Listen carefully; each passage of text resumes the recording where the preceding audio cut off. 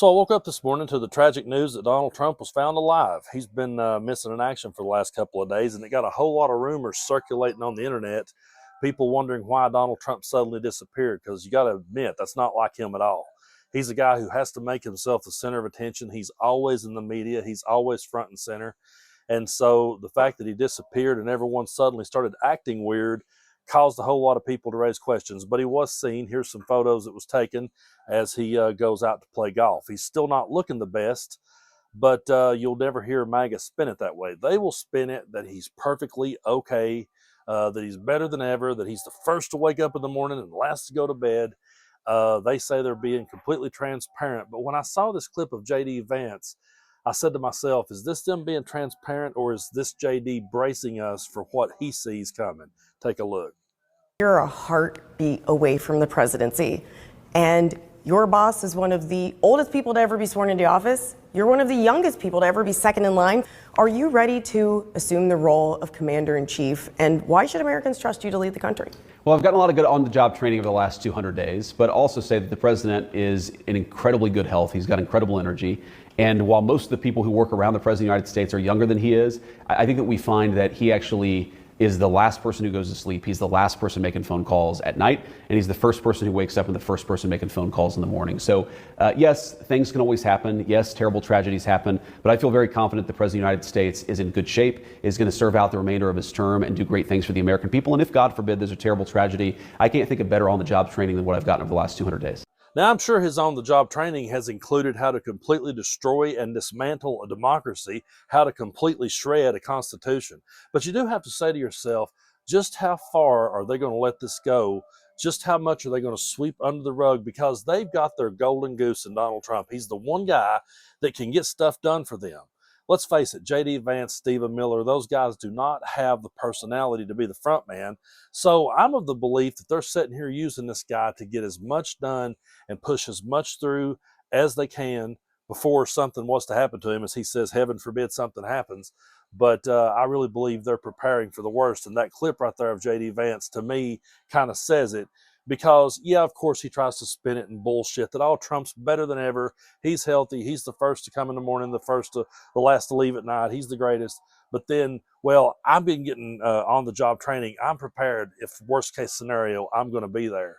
And so I really do believe that he is bracing. J.D. Vance is absolutely bracing to be our next president, and that in and of itself should worry us also. The only good thing I could see about that is that J.D. Vance doesn't have the personality, I don't think, to get it all the way over the hump. I don't think he could ever be the cult of personality. You can love Donald Trump or you can hate Donald Trump, but for whatever reason, his cult of personality works with his cult, and I do not think that he would have the same, I don't think J.D. Vance would have the same luck at all. But Jennifer Welch from the I've Had It podcast was on CNN. And I love this clip because she brings across the point. This should be bigger news. And if it was Joe Biden, it absolutely would be front page, and they would be talking about it for 6 months. Take a look. Meanwhile, this guy, this should be the lead story, is clearly suffering from massive mental decline.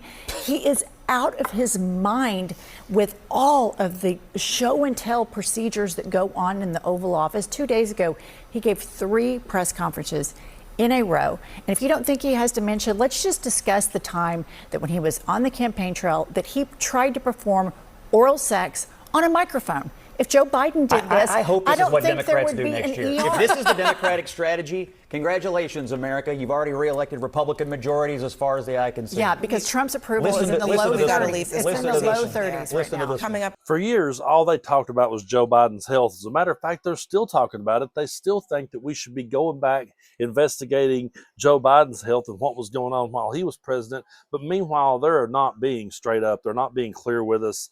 They're keeping a whole lot of stuff from us and trying to pass it off as being transparent, and I don't buy it for a second. I think the guy is seriously ill, and I think they're trying to get as much out of him while they still can. And I got to be brutally honest with you, folks. I know that it may sound heartless, it may sound cold, it may sound cruel.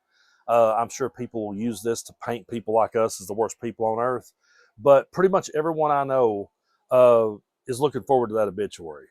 And, you know, a lot of people would say, well, that's cold-hearted, you know, that you would wish ill on someone. Donald Trump has not just wished ill, but he has done ill to our entire country, to our democracy, to our rule of law, to our Constitution. The things that have been normalized under Donald Trump's watch is just, to me, completely unforgivable. The guy is a convicted felon. He was found liable of sexual abuse. He defamed the victim. He led an insurrection on our nation's capital.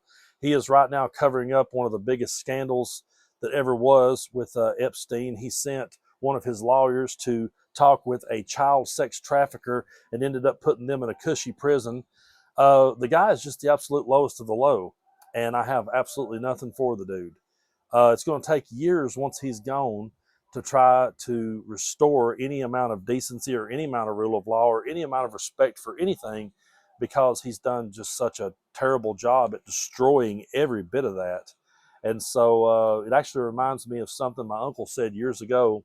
The Reverend Jerry Falwell passed away on my uncle's birthday. I talk about my uncle a lot here on the channel, but I never will forget this conversation, because that morning, it was like May the 15th, I don't remember what year it was, but my uncle was still alive. That morning, my uncle comes running down to my mama's. I lived next door with my grandmother at the time. And he come running down there and he's like, "Oh, I got the best news ever on my birthday. They found Jerry Falwell and he's not responsive, you know." And my mama was just like, my nana was like, "Oh, that's so cold. You shouldn't say that about him. You shouldn't wish ill on anybody." Well, some time passed and the news broke that Falwell had passed away. And my uncle runs out on the porch, and we live next door to one another. And my uncle screams, "Hey, Brando!" And I'm like, "What?" He's like, "The son of a bitch died." And I laughed about that forever and still do when I think about it. Every time I see Falwell's face, I think of that. Now, there's people out there that will say, "Brando, that's extremely cold-hearted. You shouldn't wish ill on anyone." But I'll never forget what my uncle said when he was talking about it later that day. And my grandmother brought across the point of, "Well, you shouldn't say that about him. He was a minister." My uncle was real quick to cut her off and say, he was a minister who ruined people's lives. He was a minister who pushed one of the most radical agendas ever and done more damage to our country. And he said, "I feel nothing for him because of the damage he's done to our country. And I don't feel anything for his kids because they're going to pick up this bullshit and they're going to run with it." And that's one of those moments that I really wished I had on video, because that would have been a viral video for my uncle, that rant that he went off on about Falwell. But I respect people, and I respect when someone passes away.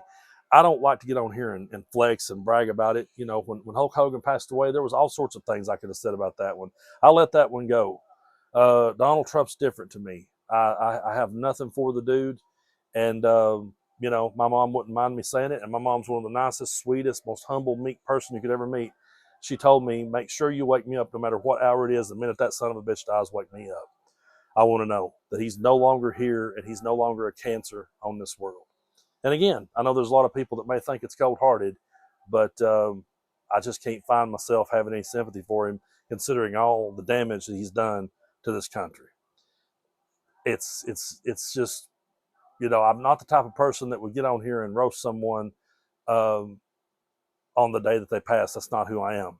But I'm already kind of sitting here thinking about how I could top Hunter S. Thompson's eulogy for Richard Nixon. So that's definitely going to be some big shoes to fill when that day comes. But we'll all put our heads together and do the best we can. Folks, I do appreciate your support so much here on the channel. We're headed toward 1 million subscribers. I do believe we'll get there soon. I've been out here traveling in California and going around to different places, seeing a lot of different parts of the world, meeting a lot of cool people. And there's just so much uncertainty in the world right now. So many people are just waiting to see how this is going to end. And I don't think it ever will end. I think even if something happens to Trump tomorrow, we're going to be spending the rest of our lives and our grandsons and granddaughters' lives trying to restore some amount of decency in this country. But I do appreciate your support, and I hope y'all have a great week.